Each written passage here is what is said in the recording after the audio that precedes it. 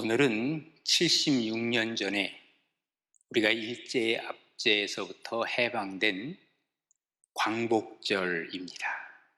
하나님께서 우리 모두에게 은혜 주셔서 광복의 기쁨이 그리고 광복의 축복이 지속되어 하나님의 나라가 우리 가운데 임하기를 간절히 바랍니다.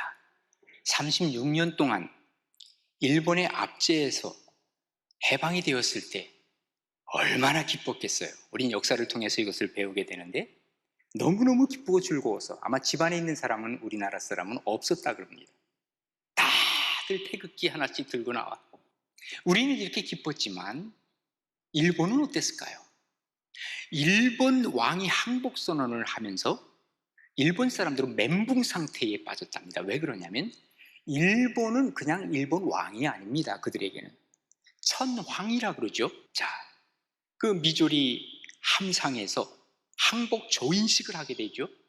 그때 무릎을 꿇고 그야말로 이 메가다 장군 앞에서 조인식의 글을 쓰고 있을 때 메가다가 이것을 끝나고 나서 뭐라고 얘기를 하냐면 이런 얘기를 했습니다. 이 전쟁의 의미를 우리가 제대로 알려면 이건 종교적으로 해석해야만 된다는 거예요. 또 뿐만 아니라 이 문제가 완전히 해결되려면 신학적으로 문제를 해결할 수밖에 없는 그러한 전쟁이었다라고 얘기를 합니다. 다시 말해서 8.15 해방이라고 하는 것은 우리가 종교적으로 신학적으로 다시 한번 짚어보지 않으면 안 될 만한 이러한 해방의 역사라는 것을 우리에게 알려주고 있는 것입니다. 자, 분명히 하나님이 승리하셨습니다. 그리고 그리스도인들이 승리한 사건입니다. 그렇다면 어떤 승리가 여기에 신학적으로 그리고 종교적으로 자리 잡고 있는가 하는 것을 오늘 말씀을 통해서 우리가 보면서 이러한 승리의 계가를 계속적으로 우리가 부르기 위해서 어떻게 살아야 할 것인가 하는 것을 말씀을 통해서 보려고 합니다. 첫 번째로는 정의가 승리한 사건이었습니다. 오늘 보면 17절에 보면 이렇게 기록하죠. 내가 말하였거니와 내가 너희를 애굽의 고난 중에서 인도하여 내어 젖과 꿀이 흐르는 땅 곧 가나안 족속, 헷 족속, 아모리 족속, 그리스 족속, 히위 족속, 여부스 족속의 땅으로 올라가게 하리라 하였다고 전하라는 거예요. 하나님께서. 다시 말해서 지금 압제받는 이스라엘을 하나님이 건져주시고 정의가 승리했다고 하는 것을 보여주시는 그런 내용입니다. 역사를 더듬어 올라가면 이렇게 우리가 볼 수 있습니다. 자, 이스라엘이 누굽니까? 야곱이죠. 그리고 이 야곱은 그의 아들 중에 한 사람이 요셉이 형들이 팔아가지고 애굽에 끌려가게 되죠. 거기서 우여곡절을 다 겪으면서 거기서 어떤 일이 벌어집니까? 그는 거기서 총리가 되죠. 그가 총리가 된 이후에 형들 불러오죠. 아버지 모셔오죠. 70명이 애굽 땅으로 들어오게 되었습니다. 그때의 그 바로 왕이 누구냐면 제17왕조를 대표했던 힉소스족이었어요. 이들은 셈족이었습니다. 그러다 보니까 같은 셈족인 이스라엘 백성들에게 관대할 수밖에 없었는데 세월이 지났습니다. 한 300년쯤 후에 애굽의 순수 혈통을 가지고 있던 사람들이 있었죠. 특별히 아흐모세 1세라고 하는 사람이 쿠데타를 일으켰어요. 그래서 애굽의 17왕조가 무너지고 18왕조가 들어서게 되었습니다. 그가 들어서자마자 하는 일이 뭐였냐면 그 전에 힉소스 왕조에 있었던 모든 업적들을 지우기 시작하는 거예요. 그러다 보니까 성경에는 뭐라고 기록하냐면 출애굽기 1장 8절에 보면 요셉을 알지 못하는 새 왕이 나왔다고 하는 것이 바로 아흐모세 1세라고 하는 사람이었습니다. 그리고 이제 세월이 지났습니다. 그리고 투투모세 1세라고 하는 사람이 탄압정책을 쓰는데 아예 노골적으로 탄압정책을 씁니다. 지금부터 태어나는 놈들은 다 죽여라. 남자아이들은 다 죽여라. 나일강기에 다 빠뜨려 죽여야 한다. 이런 명령을 발하게 되지 않습니까? 한마디로 얘기하면 민족 말살 정책이요. 요즘 얘기로 한다면 바로 인종 청소를 하고 있는 것입니다. 근데 그때 바로 태어난 아이가 있어요. 레위 족속 중에서 아므람이라고 하는 사람과 요셉의 사이에서 아이가 태어나는데 그 아이가 누굽니까? 바로 모세죠. 태어날 때 보니까 너무너무 이것을 나일강에 버리기에는 너무 아까워. 그러니까 어떡합니까? 그냥 키우는 거예요. 그러다가 3개월이 지나고 나니까 애 목소리가 너무너무 커지기 시작하죠. 도저히 키우다가는 자기 집 식구 다 죽을 것 같아. 안 되겠다. 나일강에다가 뭘 합니까? 갈대 상자를 만들어서 역청을 바르고 물이 들어오지 않게 해서 그걸 띄워보내는 거죠. 그리고 누가 뒤에 따라가요? 그의 누이인 미리암이 그것을 따라가는 거예요. 어느 정도 가니까 거기서 모세를 본 사람이 있는데 그게 누구냐면 바로 그 당시에 투투모세 1세의 딸이 있는데 하셉슈트라고 하는 그 딸이에요. 공주죠. 그가 이것을 건져내는 거예요. 야, 이거 봐라, 보니까 여기 아기가 있는 거예요. 그러니까 내가 아들로 키우겠다. 그 당시 고대 사회에서는요, 양자 키우는 게 이렇게 어렵지가 않아요. 자기가 마음에 들면 아들로 키울 수 있어요. 그러니까 하셉수트 공주의 그는 뭐가 됩니까? 아들이 되어서, 양자가 되어서 잘 자라나게 되죠. 그때 이제 하셉수트는 누구랑 결혼하냐면 투투모세 2세라고 하는 그 사람과 결혼해요. 근데 그 사이에서 아들이 없어요. 그러니까 양자를 하나 데려오는데 그 양자가 바로 누구냐면 투투모세 3세입니다. 그러니까 투투모세 3세와 모세는 같이 자라는 거예요. 그래서 늘 그냥 뭐 장난치고 자라났겠죠. 그러니까 사실 모세가 마음만 좀 독하게 먹어서 내가 파라오가 되겠다 하는 마음만 있으면 그도 충분히 왕이 될 가능성이 아주 커요. 왜? 하셉스트가 일찌감치 그를 양자로 삼지 않았어요. 그런데 모세는 그런 마음이 없었다 그 말이에요.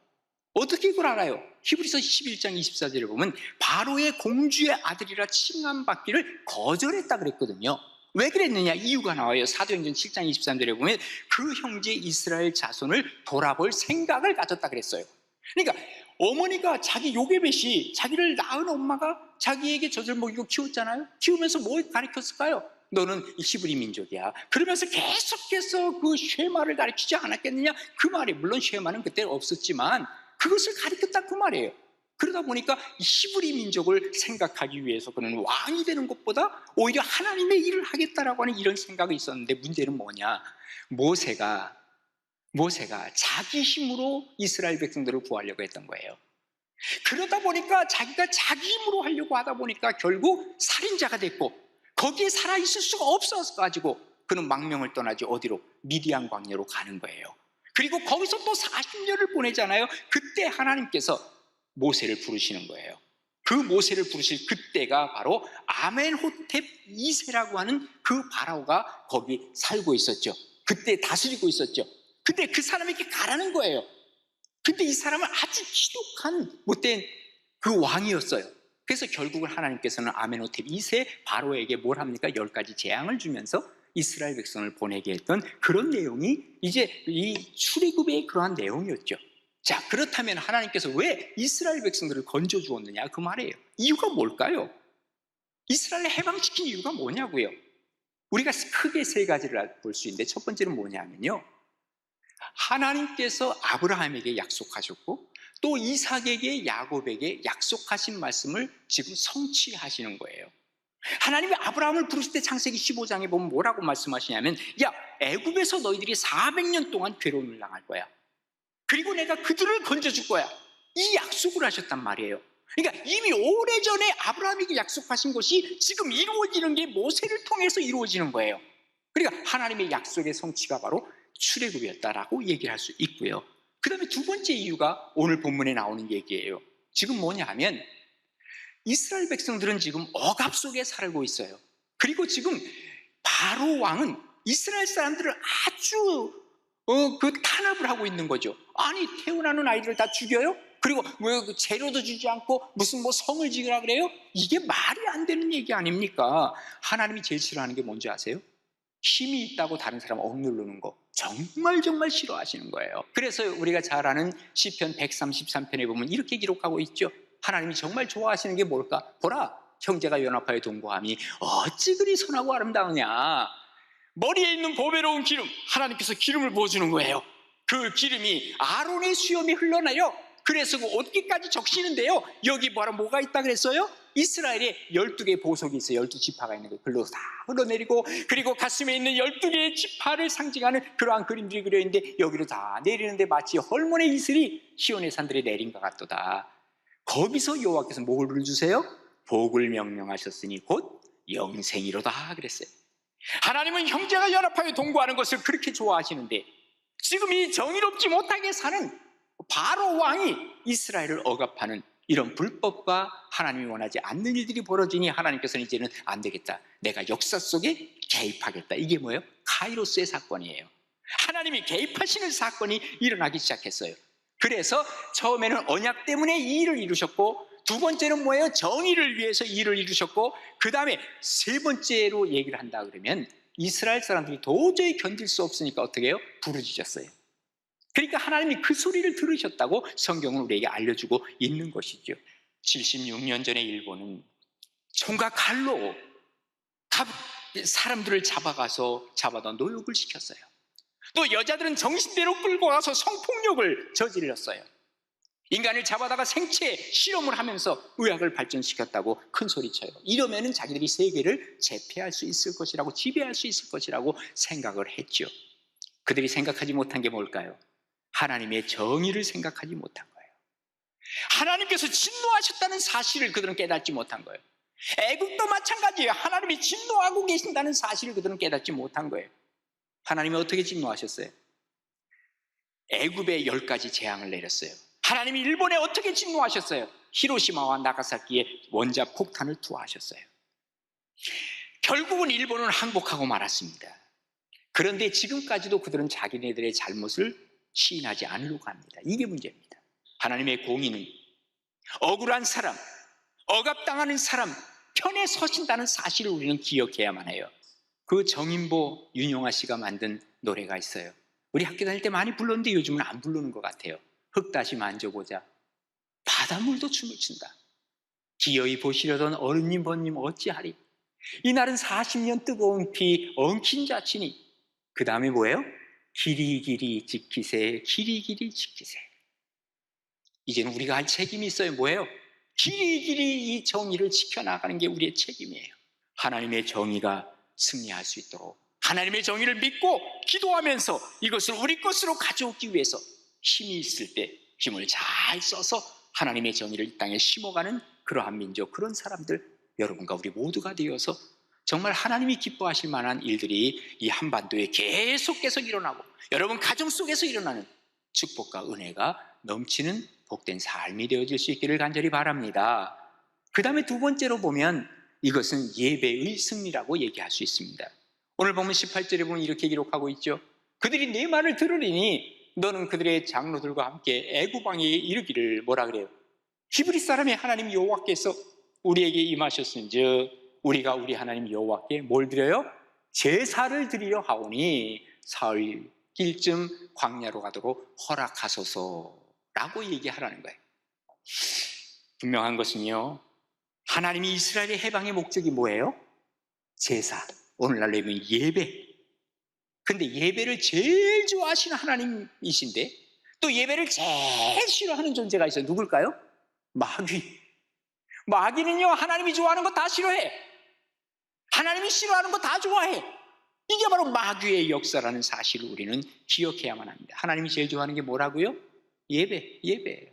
그래서 이사야서 43장 21절에 보면 이렇게 기록하고 있습니다. 이 백성은 내가 나를 위하여 지었나니 나를 찬송하게 하려 함이니라 그랬습니다. 시편 45편에 보면 이렇게 기록하고 있습니다. 그는 내 주인이시니 너는 그를 경배할지니라 그랬어요. 예수님께서 뭐라고 이 시험을 이기시고 말씀하십니까? 주 너의 하나님께 경배하고 다만 그를 섬기라, 이렇게 말씀하고 계시죠. 자, 우리에게 하나님께서 주신 자유와 그리고 해방의 목적이 뭐냐 그 말이에요. 어디에 있다고요? 예배하는 데 있다 그 말이에요. 루즈벨트 미국의 대통령이 4대 자유를 얘기하죠. 그러니까 민주주의의 근간이 되는 것은 이 4대 자유. 어디나 이 자유를 얘기할 때는 이분이 얘기한 4대 자유를 얘기하죠. 첫 번째 자유가 뭐예요? 언론의 자유예요. 두 번째는 뭐예요? 종교의 자유예요. 신앙의 자유, 예배의 자유를 얘기를 하고 있어요. 예배의 자유가 없으면 기본권이 이루어지는 거예요. 세 번째는 뭡니까? 빈곤으로부터의 자유, 네 번째는 공포로부터의 자유예요. 이게 4대 자유예요. 그런데 이걸 방해하잖아요. 못하도록 만들잖아요. 하나님께서 안 되겠다 해서 애굽에 10가지 재앙을 내리고 그리고 일본에 폭탄을 터뜨리고 일부 일제 강점기에도요 우리 예배 못 드리게 했어요. 그리고 예배를 드린다고 하더라도 얼마나 많이 제약을 줬어요. 예를 들면 찬송을 부른다 하더라도요 찬송에서 무슨 앞으로 천성을 향해 나가서 이런 찬송 못 부르게 했어요. 한 반도 못 부르게 했어요. 찬송 중에서. 또 성경 중에서도요 출애굽기, 여호수아서 이런 거 읽지 못하게 했어요. 제약을 해버린 거예요. 일부만 하라 그 말이에요. 마음껏 찬송 못해 한 거예요. 그러니 하나님께서 진노하실 수밖에 없는 것이죠. 요즘 코로나로 인해서 어떤 분들은 예배를 못 드린다. 저는 아직까지 코로나 때문에 예배를 못 드린다라고 하는 생각은 해보지 않아요. 어디서든지 예배 드리면 예배 드리는 거예요. 근데 어떤 사람은 그것 때문에 예배가 방해됐다? 그런 사람들이 혹시 있다고 한다면 우리가 다시 예배에 대한 해석을 다시 해야 될 것이고, 혹시라도 이 예배를 방해하고 싶은 마음에서 이런 것들을 자꾸 만들어 나갔다고 하는 그런 생각이 있다 그러면 그 사람들은요, 하나님께서 그냥 두지 않으실 거예요.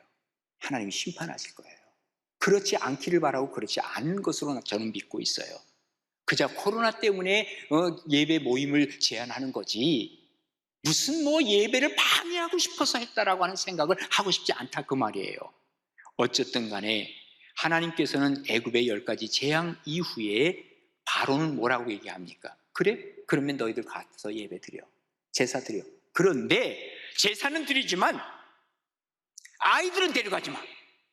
오늘날 우리도 그런 사람들이 있어요. 나는 예배 드리고 올 테니까 너는 공부해, 집에 있어. 이거 바로와 똑같은 생각들입니다. 그러다 보니까 아이들의 신앙은 어디론가 사라져 버리는 게, 하나님은요 온 가족이 함께 예배에 참여하고 함께 드리는 이 축제를 하나님은 원하고 계신다는 사실을 우리는 기억해야만 합니다. 우리가 이 해방 맞은 날을 광복절이라 그래요. 참 이름 잘 지었어요. 광복 뭐예요? 빛이 우리에게 다시 회복되었다는 말이에요. 일제시대는 암흑의 시대였다고 하는 것을 반증하는 얘기죠. 그런데 여러분 생각해 보세요. 광복, 진짜 빛이 뭐예요? 우리 하나님 말씀하시잖아요. 뭐라 그러셨어요? 내가 세상의 빛이라 그랬어요. 우리 하나님께서 우리 속에 들어와야 진정한 빛이 나오기 시작하는 거예요. 여기에 진정한 광복이 일어나기 시작하는 거예요. 죄에서부터 자유를 주신 우리 주님, 구원을 주시고 해방을 주신 이 선물을 주신 주님, 그래서 우리가 그 주님을 섬기는 예배를 살려내야 된다 그 말이에요. 그래서 갈라디아서 5장 1절에 뭐라고 기록하고 있습니까? 그리스도께서 우리를 자유롭게 하시려고 자유를 주셨으니 그러므로 굳건하게 서서 다시는 종의 멍에를 매지 말라라고 얘기를 하고 있는 것입니다. 우리 한국 사람들이 제일 우선적으로 하는 것은 일, 그 다음에 놀이, 건강, 이것을 그렇게도 많이 따진다고 얘기를 하죠. 일 때문에 하나님 못 만나는 사람 위험한 거예요. 신데렐라가 왜 왕자의 그 잔치에 못 갔어요? 일 때문에. 그 엄마가 뭐 했어요? 일 시켰죠. 너 이것도 하고 저것도 하고 다 하루 종일 해도 안 될 일이야. 그거 다 끝나고 와. 못 끝내. 근데 누가 짠 하고 나타나죠? 요정이 나타나죠. 다 해주는데 금방 싹 해버리고 만 거야. 그랬다고 해서 갈 수 있어요? 옷도 없고 마차도 없고. 그런데 요정이 모르는 거 다 준비를 하는 거예요. 예? 그리고 나서 어떡하니까 왕자의 그 잔치에 가니까 왕자가 눈이 이렇게 휘둥그레져가지고, 와, 내 아내 될 사람이다. 마치 우리가 살아가는 게 그런 것 같아요. 아, 나 일 때문에 못해요 하는데 성령께서 나타나 주신 거예요. 성령께서 우리의 말을 일을 다태하시나니까 내가 이런 것보다 훨씬 더 잘 돼. 금방 끝내. 예? 그리고 주님께서 모든 거 다 준비시켜. 그리고 우리가 혼인잔치, 바로 예수 그리스도의 잔치 속에 들어가는데 예수님이 우리에게 너는 나의 신부야. 우리가 웨딩 마치를 주님과 함께 부르는 이 예배가 살아있는 것이 바로 하나님 앞에서 우리가 온전히 사는 길이라는 것을 우리에게 알려주고 있는 것이죠. 하나님 앞에 예배를 살려내세요. 그래야 우리의 신앙은 온전히 설 수 있는 것이죠. 하나님께서 주신 해방은 뭐예요? 예배의 승리로 나아갈 수 있어야 우리의 승리는 지속된다는 사실을 믿으시면서 예배에 승리하는 복된 여러분 되시기를 주님의 이름으로 축원합니다. 마지막으로 우리가 볼 수 있는 것은 은혜의 승리예요. 자, 21절입니다. 내가 애굽 사람으로 이 백성에게 은혜를 입히게 할지라. 너희가 나갈 때 빈손으로 가지 아니하리니 여인들은 모두 그 이웃 사람과 및 자기 집에 거류하는 여인에게 은폐물과 금폐물과 의복을 구하여 너희의 자녀를 꾸미라. 너희는 애굽 사람들의 물품을 취하리라. 자, 여기 보면 뭐라 그래요? 이 백성에게 은혜를 입히게 할지라 그랬어요. 그러니까 출애굽할 때부터, 시작 때부터 은혜가 온 거예요. 그리고 이제 광야에서도 하나님은 계속 은혜를 베풀어 주세요. 마지막 가나안에 들어갈 때에도 하나님은 은혜를 주세요. 은혜로 시작해서 은혜로 우리가 과정을 받고 마지막까지도 은혜로 가는 거예요. 이게 바로 은혜의 승리하는 모습이죠. 두려운 일이 있어요. 힘든 일이 있어요. 그때마다 이스라엘 백성들은 참 모세를 원망하고 하나님을 원망하면서 뭐라 그래요? 아니, 우리 여기까지 끌고 와서 여기서 죽이려고 합니다. 하나님이 죽이려고 끌고 왔어요? 아니잖아요. 뭐를 잊어버린 거예요? 은혜를 망각한 거예요. 은혜는 한 번도 끝나지 않고 지속하는 게 진정한 은혜예요. 자, 76년 전에 해방의 은혜를 우리는 시작을 했어요. 참 감사한 것은 하나님께서 이 은혜를 지속하셨고 우리는 이 은혜를 받아내는 믿음이 있었어요. 그러다 보니까 어떤 일이 벌어집니까? 원조 받는 나라에서 원조 하는 나라로 바뀌어진 나라는 우리나라밖에 없잖아요. 지난번에 발표했죠. 유엔 무역개발회의 웅크타드라고 하는 곳에서 반세기 만에 선진국으로 들어온 나라가 오직 하나를 발표했는데 그 나라가 대한민국이에요. 이렇게 선진국이 된 나라, 반세기 만에 이렇게 놀라운 역사가 일어난 나라, 어떻게 해서 이렇게 됐어요? 지도자가 훌륭해서요? 보니까 뭐 지도자들 다 감옥에 가던데 다 감옥에 보내던데 뭐가 훌륭해요, 지도자가? 국민 역량이 대단해서요? 대단한 건 있어요. 우리나라 사람들처럼 똑똑한 사람은 없어요. 그러면 우리가 이렇게 똑똑해서 잘 됐다고 하면 북한은 왜 이렇게 안 되는 거예요? 다른 민족인가요? 오히려 이북 사람들이 내가 보기에 더 똑똑한 사람 더 많은데, 예? 이상하잖아요. 우리 역량인가요? 뭔가요? 따지고 보면 북한과 우리의 차이는 뭐냐? 근본적인 차이가 있어요. 메가더가 얘기한 대로 이건 종교적으로 볼 수 있어야 돼요.